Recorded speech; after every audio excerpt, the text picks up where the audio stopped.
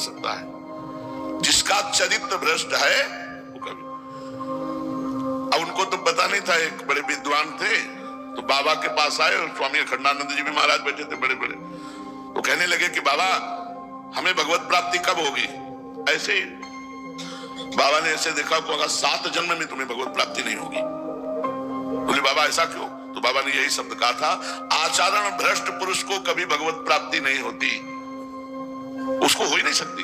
हो सकती है यदि वो आचरण सुधार कर भगवान से क्षमा याचना करे और ये नियम ले ले अब लो नसानी अब ना नसइयो, तो फिर ये श्लोक काम कर जाएगा। घोर दुराचारी रहा है, अब उसने नियम ले लिया है भगवान के चरणों का कि अब हमसे गलती नहीं होगी, तो भगवान उसे करो सत्य दे साधु समाना, उसे साधु के समान बना देते हैं। जो गंदा भोजन करता है, गंदा भोजन, तामसिक भोजन, रजोगुण भोजन, अभक्ष भोजन, और जो ग्राम्य कथा, लोक कथा, राजनीति कथा ये बातें करता रहता है, उसके हृदय में कभी भक्ति का उदय नहीं हो सकता। जो असात्विक आहार पाता है अर्थात अपवित्र भोजन पाता है, जो ग्राम्य कथा, लोक कथा, राजनीति की कथा इसी में बातें करता है, उसके हृदय में भक्ति उदय नहीं होती।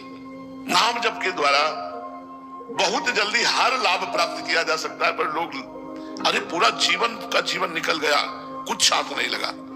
हम कह रहे 100 नाम जप करोगे तो तुम्हारे 100 सतनाम तो कम से कम जमा हो गए, वो तुम्हें अमंगल नहीं होने देंगे।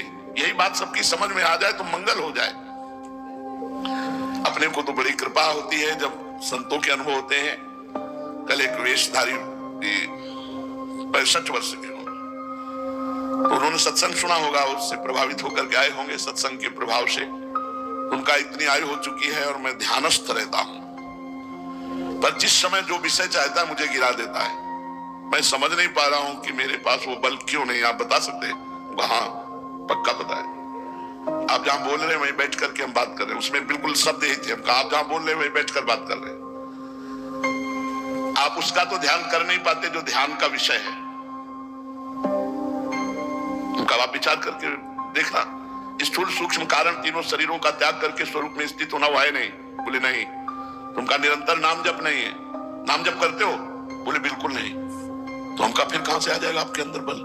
तो क्या ध्यान करते हो, किसका ध्यान करते हो, क्या लाभ मिला? कुछ नहीं। अब क्या करें? आज से नाम जप शुरू करो और 1 महीना बाद हमें बताना तुम्हें कैसा लग रहा है। 1 महीना, क्योंकि कहीं ना कहीं साधन में तो लगे हो लेकिन सही ठिकाने पे नहीं लगे हो। नाम जप